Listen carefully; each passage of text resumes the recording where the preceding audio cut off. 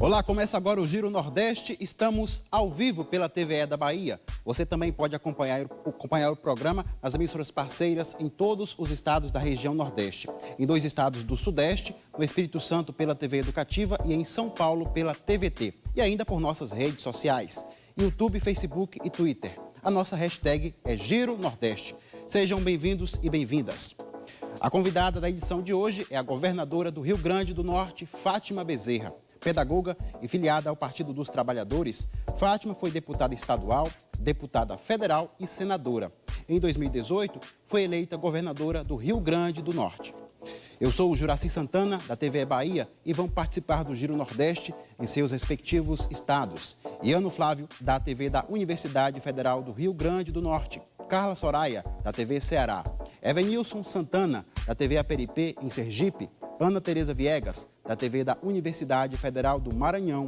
Geandra Portela, da TV Antares, no Piauí. Luiz Filho, da TV Alagoas. Estela Mari Saldanha, da TV da Universidade Federal de Pernambuco. E Marcos Vital, da TV da Universidade Federal da Paraíba. Eu quero agradecer a todos pela participação. Governadora Fátima Bezerra, o Brasil ultrapassou a triste marca de 75 mil mortes confirmadas em função do coronavírus. Nosso país é o segundo com maior número de óbitos. Nesta semana, o diretor-geral da Organização Mundial da Saúde fez uma advertência às autoridades, dizendo que alguns países estão na direção errada no combate à pandemia. Não seria a hora do Brasil adotar um isolamento social mais intenso para diminuir o contágio e o número de mortes?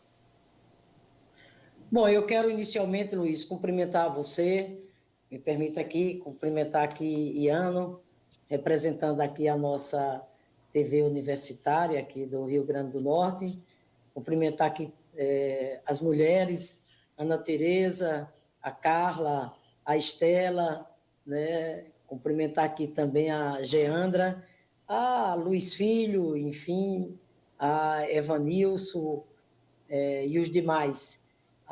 Aqui também um cumprimento, uma saudação muito especial aos que estão nos acompanhando nesse exato momento, seja pela rede, né, de TVs educativas, bem como também através das redes sociais. E um abraço especial, claro, ao povo potiguar que estão nos acompanhando nesse exato momento. Luiz, veja bem, claro que o quadro da pandemia no país é muito dramático. Afinal de contas, né, nós estamos chegando a quase 2 milhões, né, de casos de pacientes com Covid. E esse drama, né, que são 75.366 óbitos. Aqui no Rio Grande do Norte, nós temos mais de 40 mil casos confirmados. Nós temos, infelizmente, também 1.498 óbitos. E eu sempre, né, sempre bom lembrar que por trás desses números, na verdade, existe um drama, né, que toca a todos nós, que são vidas exatamente que se foram, né? Isso não são números apenas, não são estatísticas apenas, né? Esses números devem fazer com que todos nós tenhamos, né, uma dimensão maior, né, do drama que o país vive e, ao mesmo tempo, né, todo o nosso sentimento de solidariedade. Eu sempre que falo, né, me dirijo ao público, as minhas primeiras palavras são dirigidas, né, às famílias enlutadas do Brasil, em especial aqui do Rio Grande do Norte. Agora, veja bem, esse quadro poderia ser diferente. Eu não tenho nenhuma dúvida que os impactos que a pandemia trouxe para a vida do povo brasileiro poderiam ter sido bem menores se nós estivéssemos vivendo numa situação de normalidade a nível nacional. Infelizmente, isso não está acontecendo. Vocês sabem perfeitamente que o Brasil talvez seja um dos poucos países do mundo que enfrenta uma pandemia desta magnitude, mergulhado numa crise de caráter político, econômico, social e institucional. O fato é que né, nós não tivemos até hoje, por parte da maior autoridade do país, o papel que ele deveria exercer do ponto de vista de comando único, de ter uma estratégia nacional unificada para enfrentar essa situação. O Brasil é um país de dimensão, né, continental. Nós estamos falando de 27 estados da federação, mais o Distrito Federal. Nós estamos falando de mais de 1.500 municípios pelo país afora. Ora, nós não estamos diante de uma gripezinha qualquer, de um resfriado qualquer, nós não estamos, inclusive, diante nem de uma epidemia, né? Não, nós estamos diante de uma pandemia.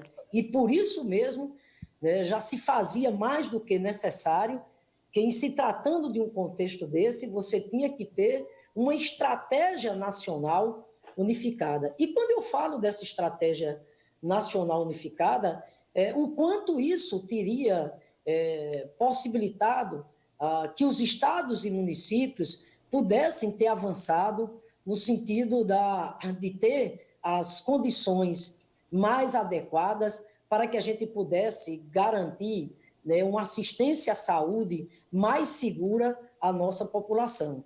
Vocês sabem o sofrimento que os governadores e os prefeitos vêm passando ao longo desse período, no sentido exatamente de garantir essa assistência à saúde. Por quê? Porque a corrida, né, foi dramática pelos insumos como respiradores, ventiladores, recursos humanos, a questão de abastecimento de medicamentos, a questão exatamente de testagem. Eu digo muito aos governadores, especialmente aos meus colegas governadores aqui do Nordeste, que, claro que todos nós, né, temos enfrentado muitas dificuldades, sem dúvida nenhuma, dado a complexidade, né, da pandemia em decorrência do coronavírus, mas eu sempre digo a eles que, no caso aqui do Rio Grande do Norte, a situação foi mais dramática ainda. Por quê? Porque eu peguei um estado colapsado, né?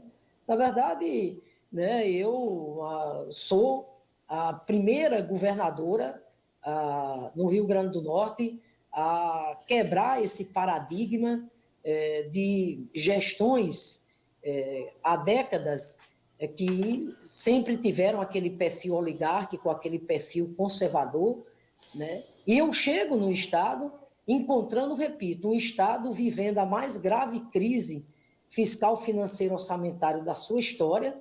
Dentro desse contexto, as políticas sociais extremamente precarizadas e o SUS colapsado.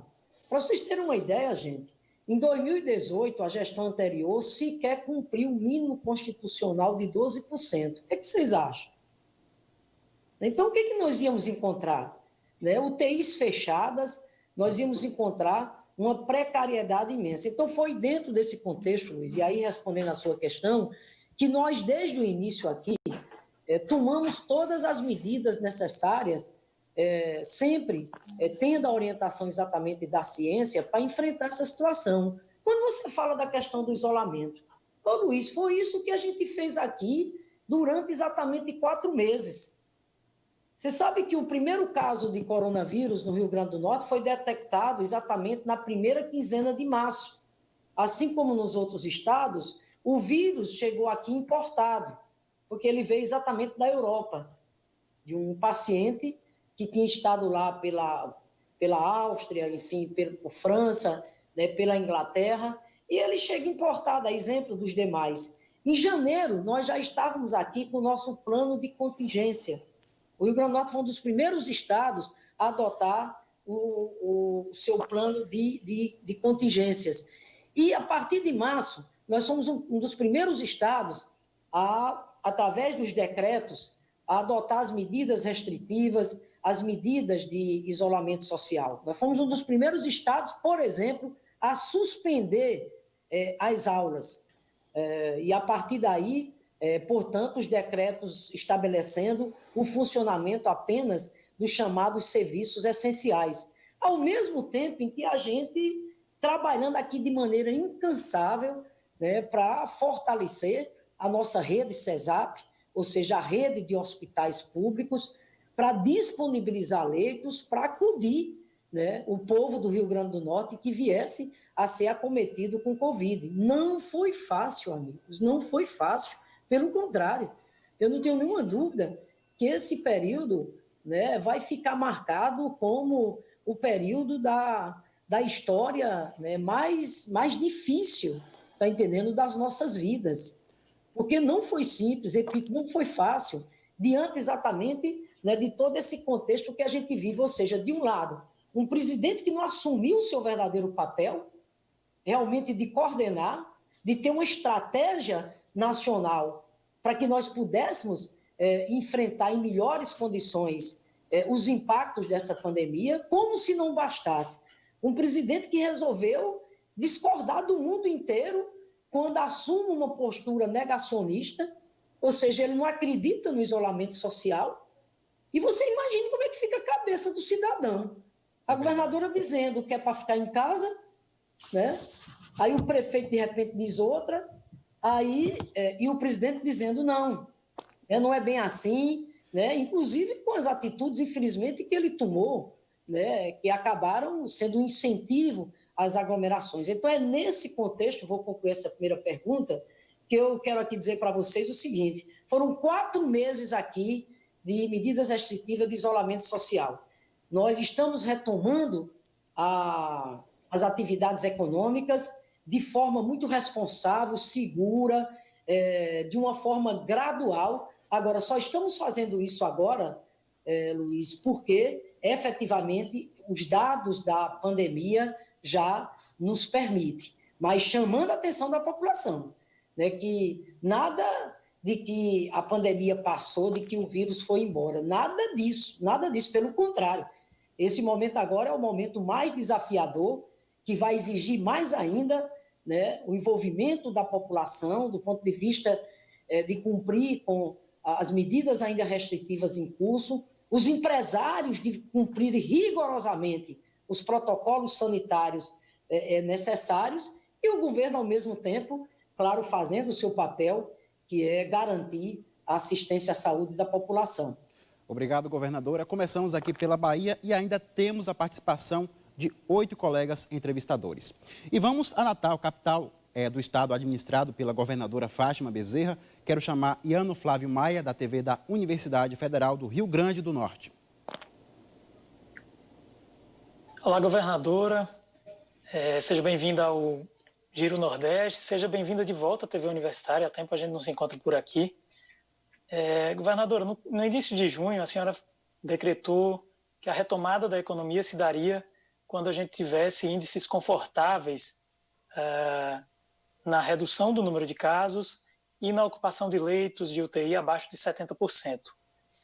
Há 2 semanas, a senhora, como a senhora acabou de falar, deu início à retomada gradual das atividades econômicas, quando os nossos leitos de UTI estavam ainda próximos dos 100% de ocupação. Hoje, 2 semanas depois, a gente tem a ocupação de leitos em todo o estado, leitos críticos, acima dos 80%. A senhora não considera arriscadas essas medidas? Não existe o risco de a gente ter uma segunda onda de casos e, nesse caso, de ter uma segunda onda, o Estado teria capacidade de retomar as medidas de isolamento social mais rígido, como a gente teve até o final de junho? Veja, nós estamos tomando essas medidas com absoluta segurança, até porque, Iano, você sabe que eu não tomo essas medidas da minha cabeça, né?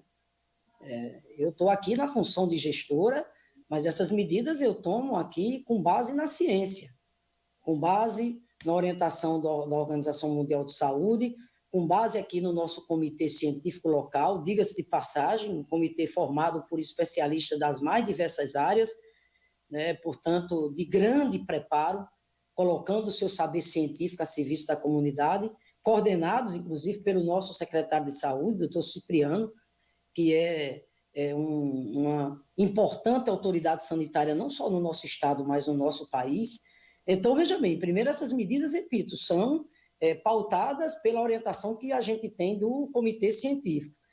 Segundo, veja, é claro que nós temos que levar em conta, são já 4 meses, né, de medidas de isolamento social, nós temos que levar em conta o estresse psicológico, nós temos que levar em conta, inclusive, né, as pressões que existem e que são legítimas. E outra coisa, e a pressão não é só dos grandes empresários, não, entendeu? Não. As pressões é dos pequenininhos, é do ambulante, tá entendendo? É dos trabalhadores autônomos. Eu sempre gosto de dizer. É bom as pessoas irem aqui, lá no Alecrim. O Alecrim é uma das áreas de comércio bem popular aqui do Rio Grande do Norte, viu, gente? Né? Eu sempre costumo dizer, é bom ir lá conversar, tá entendendo? Com esses setores, né, comerciais, de perfil popular, né, para sentir exatamente o drama também que essas pessoas vivem, até porque é preciso a gente levar em consideração o país que nós temos, e não o país que eu desejaria ter, que vocês desejariam ter também. Porque o país que nós desejaríamos viver era um país, está entendendo, que tivesse um governo civilizado, que tivesse um Estado nacional que cumprisse verdadeiramente com o seu papel, a começar o papel de proteção social. Vocês sabem a luta que foi para a gente instituir a renda básica da cidadania. Aliás, quem primeiro levantou essa bandeira foram os governadores do Nordeste, e não foi à toa. É porque aqui no Nordeste ainda reina os indicadores, né, os maiores indicadores de desigualdade social, que voltaram a crescer, né, nesses tempos de governo autoritários que nós estamos exatamente vivendo. Então, esse é o país exatamente que nós temos. Daí, exatamente, a preocupação que nós temos que ter, inclusive, quando dá o passo dessa retomada, Iano, de fazê-lo de forma responsável, de fazê-lo de forma muito segura, porque, de repente, deixar essa retomada se acontecer sem ter esse planejamento, aí, Ana, sabe o que é que vai acontecer? Vai ser o caos do caos.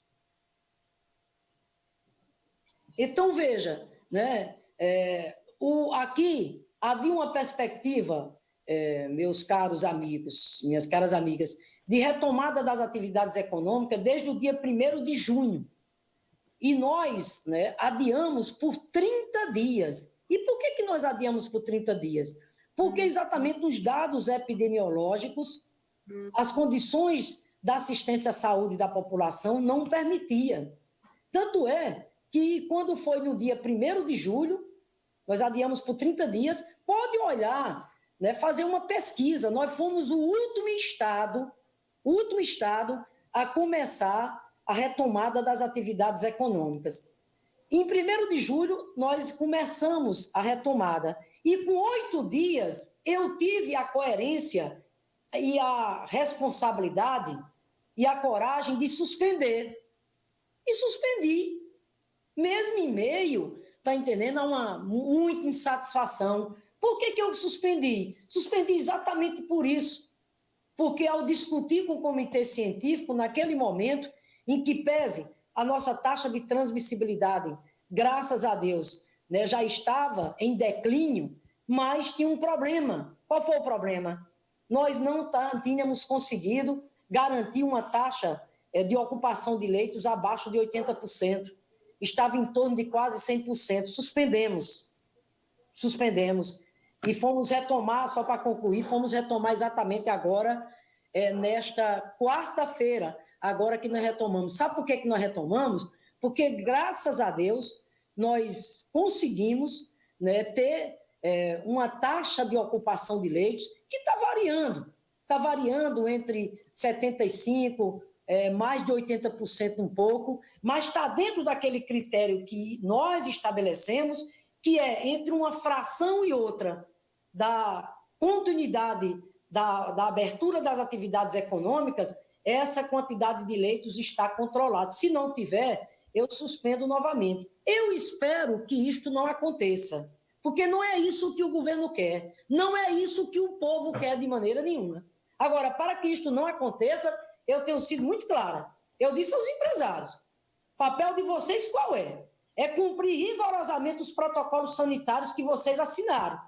Vocês têm que ir lá, que garantir, né, o distanciamento, a higienização, vocês têm que garantir as máscaras para os seus servidores, para os seus colaboradores, para os trabalhadores, vocês têm que garantir, né, ali medir a temperatura, vocês têm que garantir que, se um eventual trabalhador, funcionário ou colaborador for acometido, ele tem que ser afastado e tem que ser garantido, tem que ter garantido todos os seus direitos, vocês têm que garantir que a população não pode entrar na loja sem estar exatamente com a máscara. Então, assim, nós estamos fazendo exatamente esse trabalho, chamando as prefeituras, né, para exercer o seu papel de fiscalização, bem como a questão da sociedade, a atitude cidadã que ela deva ter, dela entender, né, que a vida, né, mudou, a vida mudou.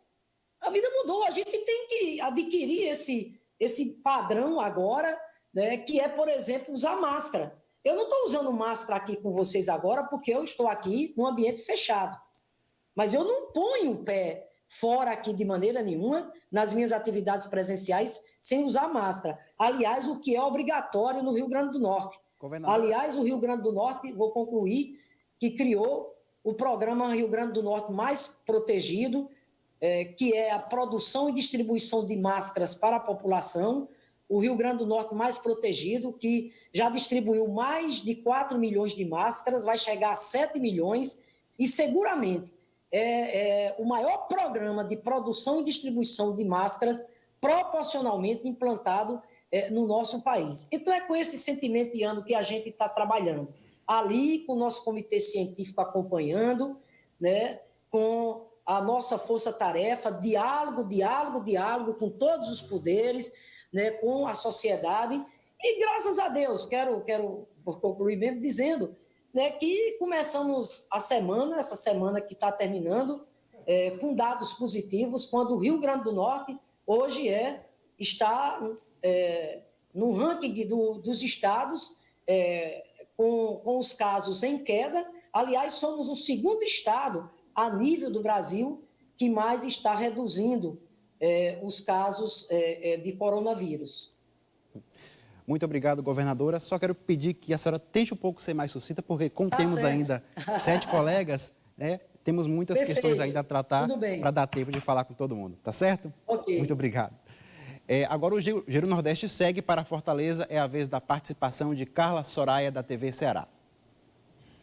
Olá, Juraci, meu cumprimento também aos meus colegas de bancada, aos nossos telespectadores, ouvintes, internautas. Muito obrigada pela companhia e pela participação de vocês também aqui. Meu cumprimento especial à governadora Fátima Bezerra. A senhora falou do comecinho aí da semana e eu vou exatamente para segunda-feira, governadora, quando uma declaração polêmica chamou a atenção também de quem está acompanhando todas as notícias sobre o coronavírus aqui no Nordeste. Para ser mais precisa, o secretário de Atenção Especializada à Saúde do Ministério da Saúde, Luiz Otávio Franco Duarte, ele disse que orientou aí os gestores dos hospitais e coordenadores de despesas, né, e ordenadores de despesas a comprarem medicamentos, mesmo que esses medicamentos tivessem aí o sobrepreço. E ele, inclusive, citou o Rio Grande do Norte, mais precisamente a cidade de Natal. Eu vou ler exatamente o que ele falou. Ele disse o seguinte: eu orientei o governo de Natal. Coronel, o preço do medicamento está 600% acima. Compre, abra o processo administrativo e entregue ao Ministério Público. Faça o Ministério Público Federal trabalhar. O Ministério Público Estadual. Foi uma afirmativa, eu repito, do secretário de Atenção Especializada à Saúde, do Ministério da Saúde. Isso realmente aconteceu no Rio Grande do Norte? Como foi que isso repercutiu aí no Estado e como é que isso está sendo resolvido? Porque pode também complicar a credibilidade do governo e dos governadores, né, das autoridades, diante da população. Olha, Carla, eu realmente não sei se isso aconteceu, porque de fato não foi no âmbito do governo do Estado. Como você mesmo mencionou, ele citou a prefeitura, no caso, Natal. Então, realmente não sei, né, se realmente isso aí aconteceu.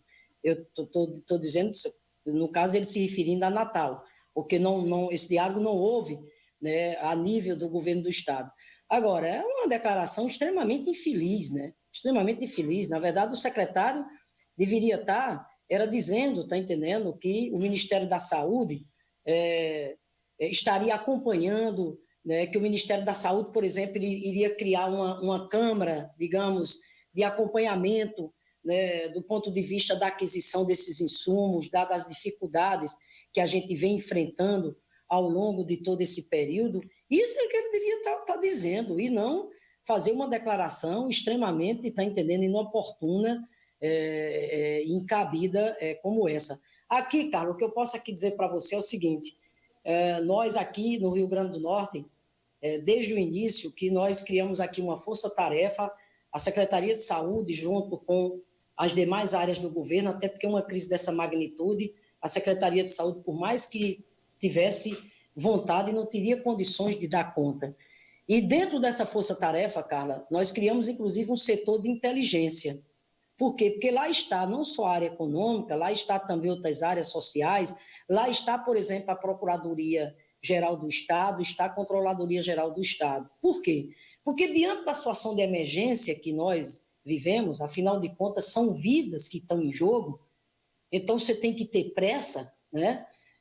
Então, a legislação tinha que ser flexibilizada, como de fato foi, né? A Lei 13.790, que permite, né, você simplificar mais todo esse processo de aquisição, de compras, etc.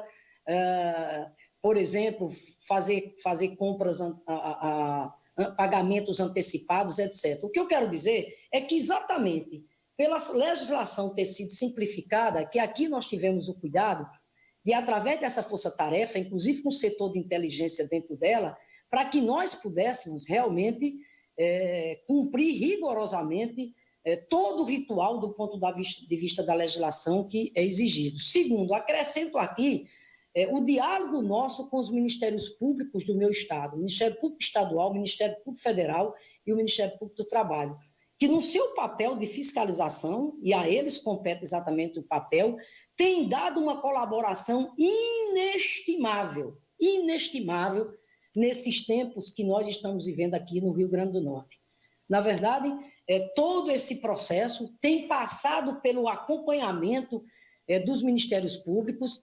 Nós aqui a nível de governo, inclusive, preferimos exatamente adotar o caminho, né, dessas licitações, a compra de aquisições, tudo isso se dá, inclusive, na sua grande maioria, através dos chamados TACs, que é os termos de ajustamento de conduta, que passa exatamente pela supervisão dos ministérios públicos, porque quanto mais fiscalização houver, melhor. Até porque o governo que preza, e assim é seu papel e assim deve ser, né, pela transparência, pela lisura, né, exatamente pela seriedade. Então, Carla, é assim que a gente vem exatamente agindo aqui no Rio Grande do Norte. Nós, o Rio Grande do Norte, no chamado portal da transparência das ações no enfrentamento ao Covid, graças a Deus, nós estamos entre os 10 melhores situados do ponto de vista de transparência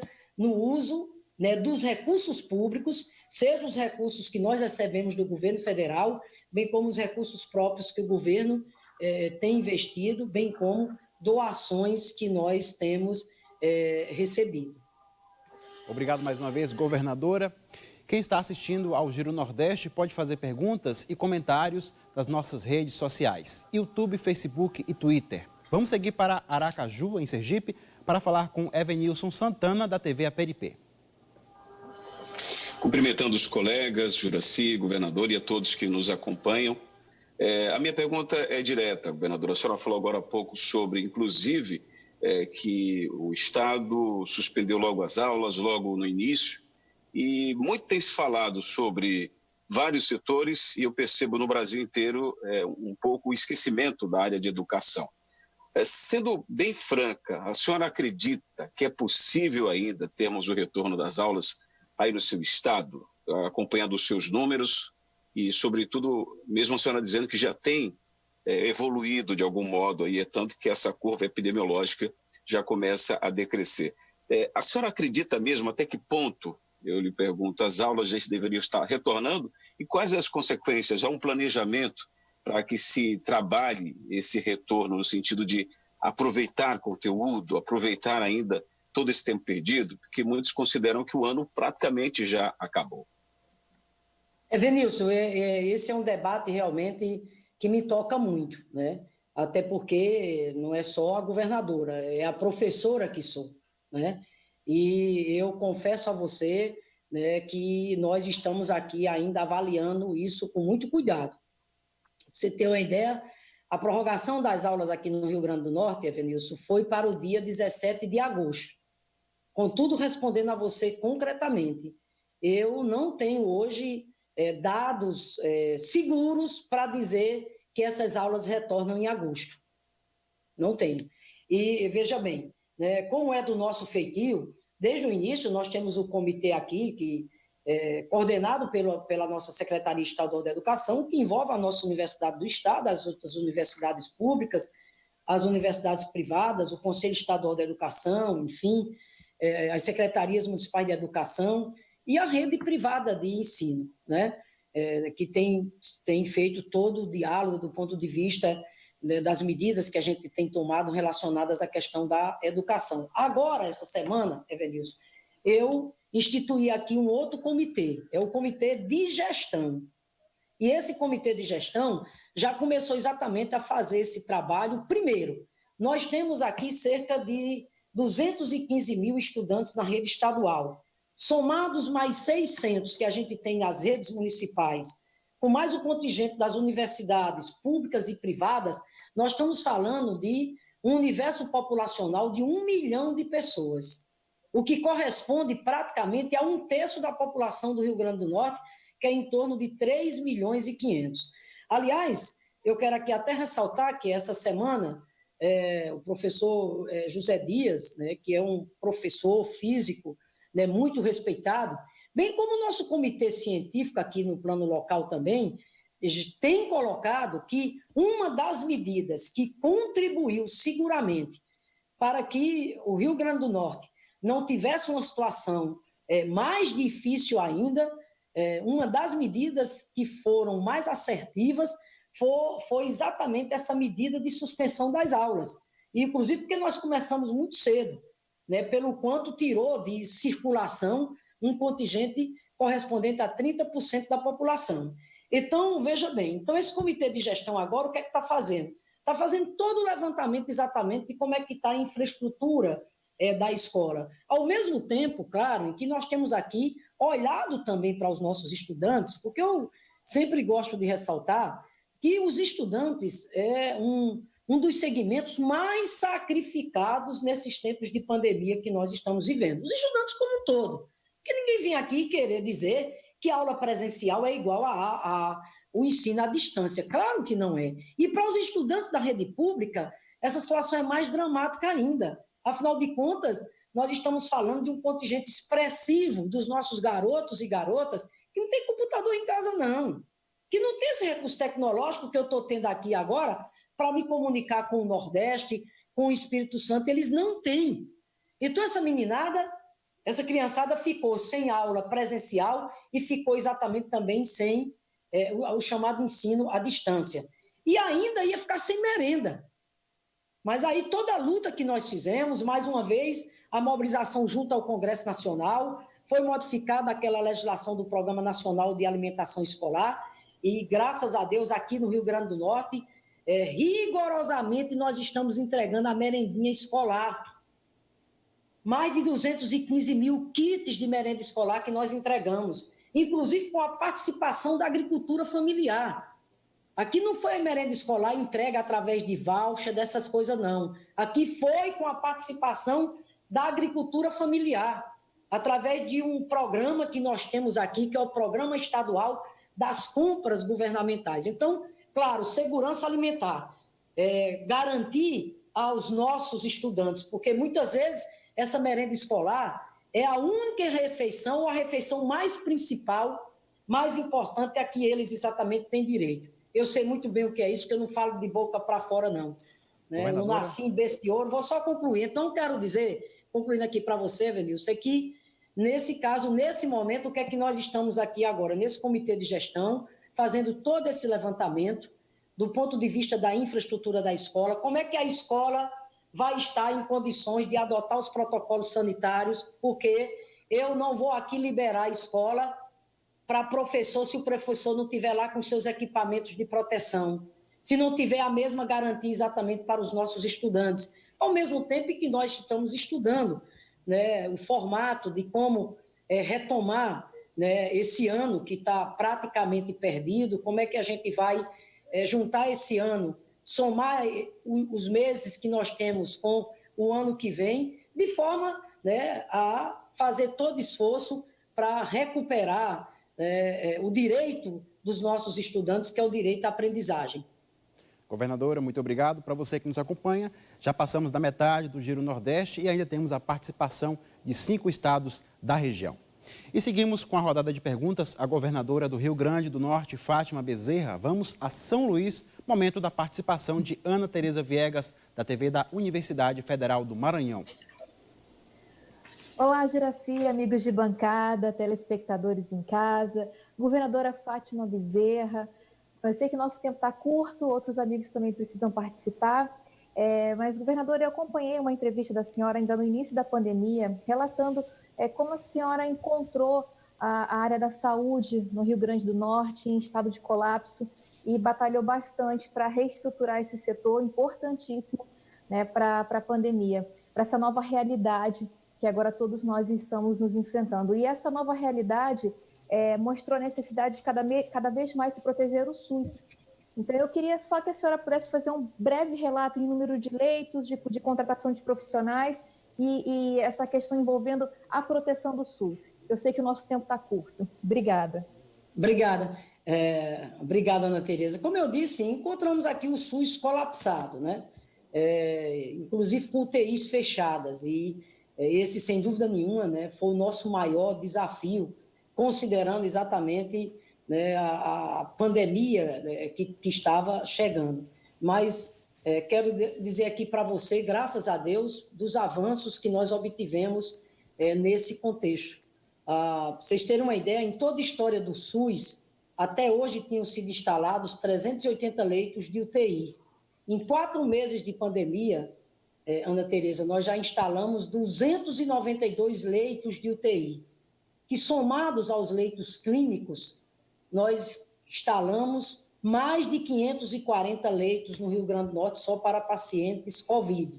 E tem um detalhe, é que todos esses investimentos que nós estamos fazendo, para você ter uma ideia, nós já vamos investindo mais de 145 milhões de reais, 60% desses recursos são oriundos do governo federal e 40% do governo estadual. Esses recursos foram destinados principalmente, né, para a alocação e a operacionalização dos leitos de UTI, para pessoal, Ana Tereza. Sabe quantos profissionais nós vamos contratando ao longo dessa pandemia?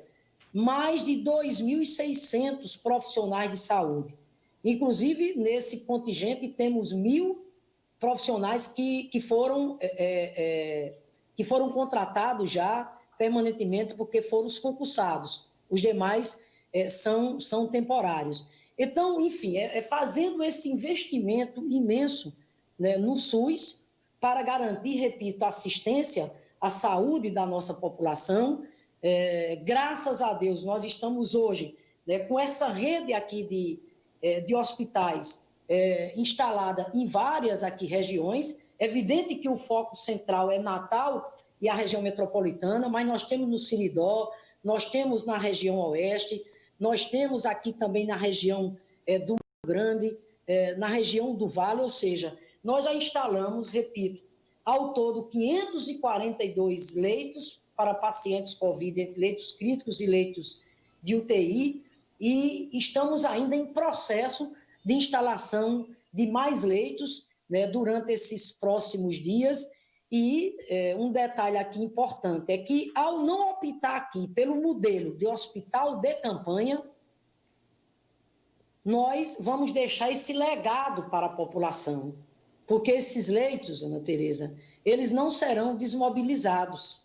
Todos esses investimentos que nós estamos fazendo na nossa rede própria, que é a rede que a gente está chamando de Pacto pela Vida, né, eles ficarão como um legado, né, para o atendimento à saúde do povo do Rio Grande do Norte. Obrigado, governadora. Agora é a vez de seguirmos para Teresina, capital do Piauí, onde está a Geandra Portela, da TV Antares. Saudações, Juraci, saudações a todos que nos acompanham, aos demais colegas jornalistas e a nossa convidada de hoje, a governadora do Rio Grande do Norte, Fátima Bezerra. Então, governadora, eu vou falar sobre desemprego. Apenas no setor de alimentação já são mais de 8 mil desempregados, de acordo com dados da Associação de Bares e Restaurantes do Rio Grande do Norte. Como é que o governo está avaliando esses dados e quais as medidas que serão adotadas para reduzir esse impacto do desemprego aí no seu estado? Claro que com muita preocupação, né, Geandra? Primeiro porque, do ponto de vista das medidas a serem adotadas pelo Estado Nacional, pelo governo federal, tem sido uma verdadeira via crucis, né? O Congresso Nacional, repito, tem feito o seu papel, várias medidas provisórias foram aprovadas, a demora na sanção, e o pior não é nem a demora na sanção, o pior é o dinheiro que não chega, né, Geandra? É o dinheiro que não chega na ponta. Porque a gente escuta falar, é muito dinheiro, não sei quantos bilhões, para o micro, para o pequeno, para o médio, para o grande, para a indústria, para o comércio, mas até o presente momento, a grita do setor empresarial, do pequeno ao grande, continua imensa diante exatamente, né, da burocracia infernal, né, que faz com que, de repente, o dinheiro que os bancos disponibilizem não chegue exatamente para quem precisa, que é para manter o capital de giro, que é para o pagamento, né, dos salários dos seus empregados, para as outras chamadas despesas operacionais. Então, esse tem sido um grande problema. Agora, como eu sempre tenho dito, eu cobro do governo federal, até porque é papel dele, é ele quem pode, o governo federal, quem pode emitir moeda, quem tem fundos públicos, bancos públicos, a gente não tem nada disso. Agora, do mesmo jeito que eu cobro, também vou fazer aqui o meu dever de casa. Coloco aqui para você. Por exemplo, a nossa agência de fomento aqui, nós conseguimos mobilizar 32 milhões de reais. E, de forma desburocratizada, aumentando o prazo de carência, juros praticamente não existindo, por exemplo, para quem pagar em dia não vai ter juros. Com isso, nós estamos disponibilizando esses 32 milhões de reais. Claro, o foco para quem? Para os mais pequenos. Para o micro, para o pequeno, para o trabalhador autônomo, né, enfim, né, para esse setor realmente do micro, o setor empreendedor. Claro que também fazendo uma linha, por exemplo, para a agricultura familiar, inclusive com recorte de gênero, né, para também estimular mais a questão das mulheres, para a questão da cultura e para o turismo, viu, Geandra? Nesses 32 milhões, nós fizemos uma linha mais especial para o setor do turismo, dado, inclusive, né, o papel que o turismo tem na geografia do ponto de vista da geração de emprego, né, da nossa região. Somado a isso, o Nordeste liderou a luta para postergar o imposto do Simples. Nós conseguimos isso, postergar por 3 meses, e agora já tomamos a iniciativa, o Rio Grande do Norte já mandou o ofício para o CONFAS, para que o Simples seja postergado por mais 3 meses, exatamente até dezembro. O que é o Simples, pessoal? O Simples, o próprio nome já está dizendo, é o imposto exatamente do micro, do pequenininho. Como é que ele vai sobreviver, né, sem poder fazer a sua atividade comercial e pagar imposto? Não tem a menor condição. Então, foi postergado por 3 meses e agora nós, repito, estamos solicitando, o Rio Grande do Norte já se posicionou e aqui no estado será postergar por mais 3 meses. Depois, nós aqui também reduzimos o ICMS para o setor do turismo, mais uma vez dizendo, olhando de uma maneira especial o setor do turismo, que foi o primeiro a ser afetado e vai ser o último, aliás, a retomar suas atividades. Segundo, as licenças ambientais, seja do ponto de vista,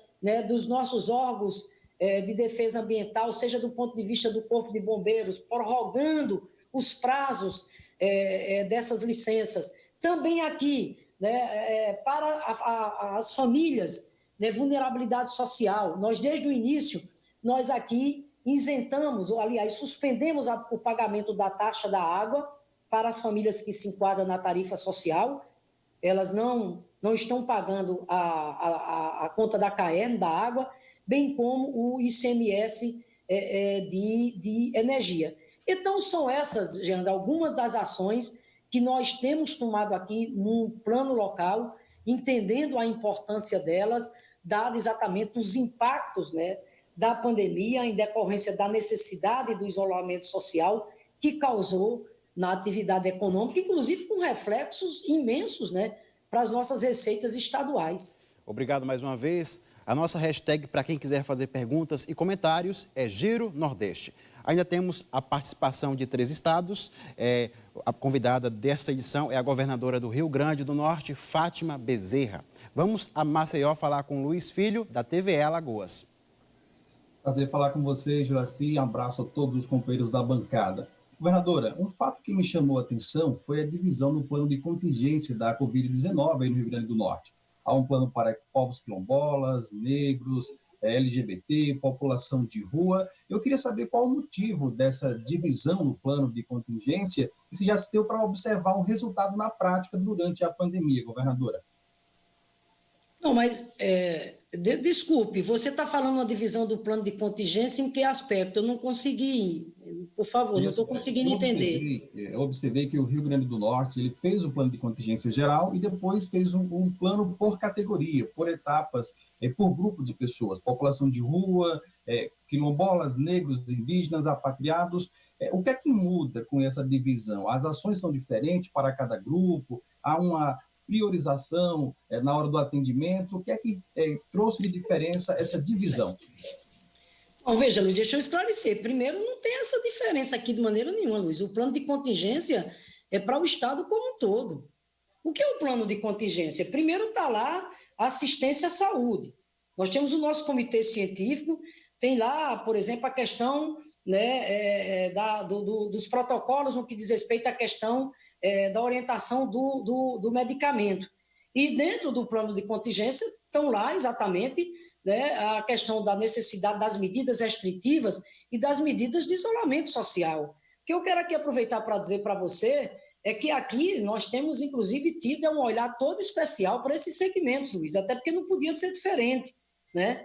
Nós temos aqui, Luiz, uma secretaria de mulheres. Nós temos uma secretaria que tem a coordenação para cuidar da igualdade racial, a questão da juventude, dos direitos humanos. Nós temos uma coordenação aqui para cuidar das políticas voltadas exatamente para a comunidade LGBT. E é lógico que era de se esperar que, nesse contexto de pandemia, né, essas desigualdades aflorassem cada vez mais e, portanto, muitas dessas comunidades, muitos desses segmentos, passando por imensas dificuldades. E aí o Estado teve que chegar junto, e chegou, Luiz. Por exemplo, a questão dos refugiados. Nós temos aqui um plano, está entendendo, de assistência a eles. Não é um plano, não, é medidas.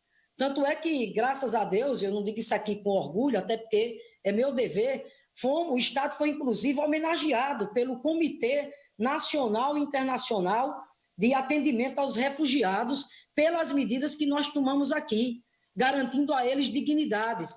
Você sabe que a gente tem uma rede aqui de restaurantes populares de mais de 40 restaurantes. Luiz, a refeição está grátis. Nós também, em parceria com o município, fizemos aqui os locais exatamente de acolhimento. Por exemplo, a aquisição de cestas básicas, porque é necessário. O povo precisa comer, né? O povo precisa comer. Então, nós criamos aqui o Rio Grande do Norte mais unido, Luiz. Sabe o que é esse programa? Esse programa foi exatamente para chamar a sociedade.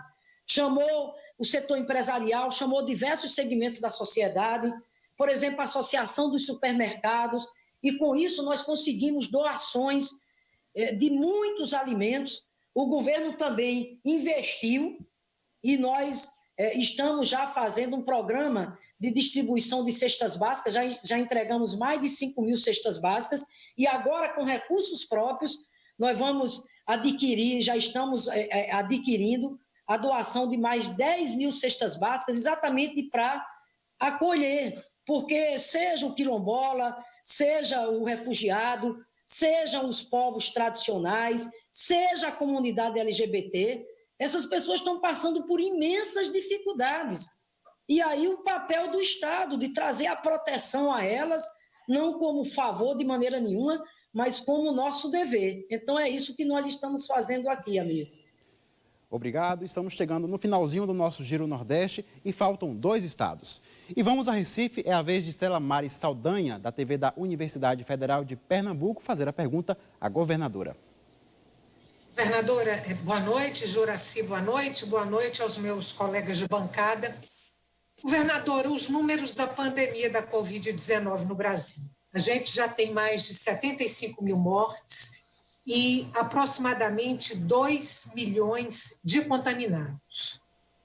Esses números assombrosos, na sua opinião, vão pesar mais sobre os governos municipais, os estaduais ou sobre o governo federal? Lembrando que agora, no final do ano, vem as eleições municipais e em 22 tem eleição para presidente da República e para governadores. Estela, primeiro eu acho que vai pesar, mas é sobre a população, sabe, Estela? Porque, afinal de contas, né, ela, está entendendo, que exige e cobra a ação do Estado, seja a nível federal, estadual ou municipal. E ela que sobra mais para ela, inclusive uma parte significativa que já pagou com a própria vida, né, Estela? São mais de 70 mil. Aqui no Rio Grande do Norte, né, são 1.498, né?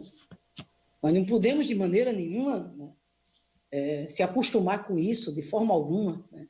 E aqui, aquilo que eu já disse desde o início, né? O país, né, enfim, se encontra, né, num contexto de tanta instabilidade. Ô, Estela, o que você acha de uma pandemia dessa magnitude e nós temos tido a demissão de 2 ministros da Saúde? E até o presente momento, né, Estela? A gente, inclusive, está com o ministro interino. Eu acho que isso, por si só, traduz exatamente, né, a falta, né, de uma liderança a nível nacional que, independente de discussão política, de divergência política, pelo amor de Deus, não vamos misturar as coisas. Eu quero lá saber de eleição, eu quero saber agora em salvar vidas. Eu quero saber agora em cumprir o meu papel enquanto governadora. Todo esforço cada vez maior para atender aqueles que precisam, né, do atendimento à saúde, exatamente sobreviver. Eu acho uma lástima, Estela, e acho muito importante a sua pergunta. Aqueles, inclusive prefeitos ou prefeitas, que, olhando já agora no calendário das eleições agora municipais, de repente está misturando as coisas, tomando medidas demagógicas, tomando medidas sem o respaldo da ciência. Eu fico super preocupada quando eu vejo, por exemplo, né, de repente se distribuindo a granel ivermectina. Aqui, Estela, nós temos muita seriedade. Primeiro que eu não sou médica. E nós aqui agimos sob a orientação do nosso comitê científico. Aliás, nessa matéria de medicamento, tem lá o nosso comitê de assistência farmacêutica, que é quem estabeleceu exatamente os protocolos. E, pelo amor de Deus, o mundo inteiro está dizendo, Estela, que não tem nenhuma evidência científica, nem no Brasil, nem lá fora, que a ivermectina previne contra o coronavírus. Por isso que aqui, né, nosso protocolo é muito claro. Qualquer decisão nesse sentido está restrito à prescrição médica. Inclusive com a preocupação que a gente tem de repente, incentivar esse uso a granel da ivermectina e o pessoal achar que com isso está protegido e se descuidar daquilo que é fundamental, imperativo para que a gente não tenha retrocesso, que é o distanciamento, que são as medidas de higienização social, que é o uso da máscara, que é evitar exatamente as aglomerações. Então, assim, respondo, ou aliás, concluo, Estela, dizendo o seguinte: eu acho que a história cobrará um preço muito alto, viu, Estela?